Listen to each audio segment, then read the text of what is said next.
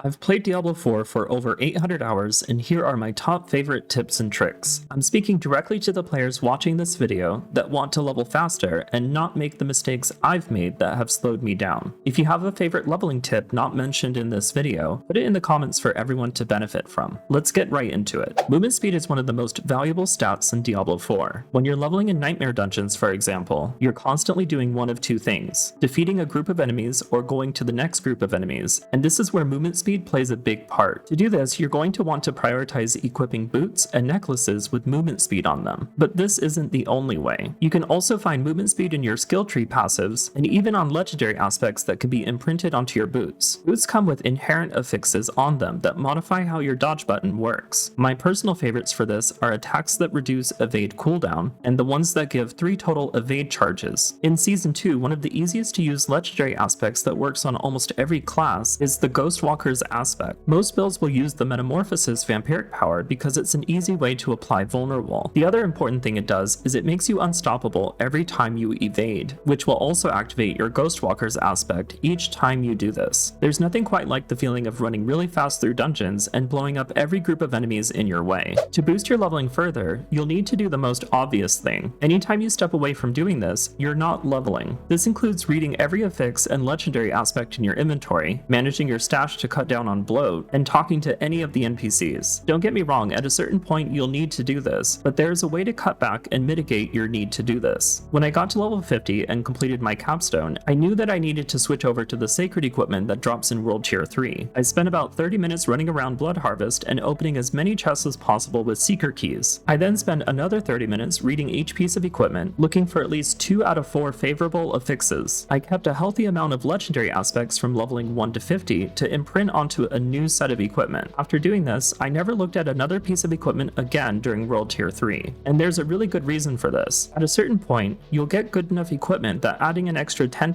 additive damage on top of 400% is only going to be a 2% increase in damage for you. This is why guides recommend finding affixes that add ranks to core skills, increase your critical chances, or going after global multipliers found on legendary aspects, or even increasing your main stat instead of getting 20% more damage to slowed enemies. To be honest, during dungeons, I don't even pick up gold anymore. The key takeaway from what I'm saying is, picking up equipment and spending time reviewing all of them doesn't always add as much value as someone might think. The other mistake I hear from other players is they're transitioning into a world tier too early. When I first started playing Diablo 4, I've made this mistake too. There's nothing quite as frustrating as running into a group of enemies and getting one shot over and over. This is why I recommend in all of my leveling videos to get to level 50 before getting into world tier 3, because this can actually slow down your leveling. The key to farming experience points in Diablo 4 is all about speed over difficulty. If it takes you twice as long to defeat an enemy, even if it offers double the experience points, you're only breaking even. But the reality is, they won't offer enough experience points to justify how often you're struggling and dying while fighting them. This is great for anyone that likes to have the challenge, but for some of us, we're just trying to get to the end game. If you want to level fast, you'll need to be doing the right kind of content. And by the right kind of content, I'm also talking about adding variety so you don't get too burnt out or bored playing Diablo 4. Some of the things Season 2 did right was making all of the content more competitive with each other for leveling. Helltides and Nightmare Dungeons received more mob density, completing Whispers had a double experience points buff, and they even added extra glyph experience to Nightmare Dungeons, so you can step away from Nightmare Dungeons and enjoy other content without feeling like you're falling behind. Level 1 to 50, my favorite thing to do was Blood Harvest. The mob density in these events feel great. I never feel like there's a lack of things to fight, and on top of this, you'll also be naturally completing Whispers as you do them. Collecting 150 blood lures and popping the event located in the center of Blood Harvest has to be one of my favorite things added in Season 2. You'll want to do Legion events when they pop up on the map because this is one of the greatest XP per hour event you can possibly do. In the endgame, my favorite thing to do for leveling is still Nightmare Dungeons, which I'm totally fine with. Just make sure when you're doing Nightmare Dungeons to avoid Nightmare Sigils with bad dungeons and prioritize doing Nightmare Sigils with dungeons that have the best layouts and the most mob density. Other tips I find worth mentioning is if you're absolutely new to Diablo, you need to complete your renown. The benefits of having the extra 10 skill points, 20 paragon points, and the extra paragon points from collecting the altars of Lilith are just invaluable to have. This is because skill points can be used to get passives in your skill tree that offer multiplicative bonuses with the time symbol and not additive bonuses found on things like gear affixes. Skill points can also be used to lower the cooldown on your high priority skills or increase the multipliers found on things like core skills. When you're choosing an endgame build, review first if it requires a unique item in order to work. Certain builds are either complemented by having a unique item, and other endgame builds require a unique item in order to just be viable. Don't forget while leveling to use an elixir, and later in the game using incense. These together will offer a 10% bonus to experience points. Partying together with other players will add a 10% bonus. Urn of Aggression in the seasonal realm will give a 20% bonus, and the campfires and legion events can offer up to a 15% bonus. If you use an elixir, incense, the seasonal blessing, and party up with a friend, every 2 enemies you defeat will almost offer another enemy's worth of experience. This really adds up over the course of defeating 1,000,000 enemies. Think of it that way. If you're looking for more specific ways of leveling, check out these videos. Don't forget to like and subscribe. Thanks for watching, good luck, and have fun.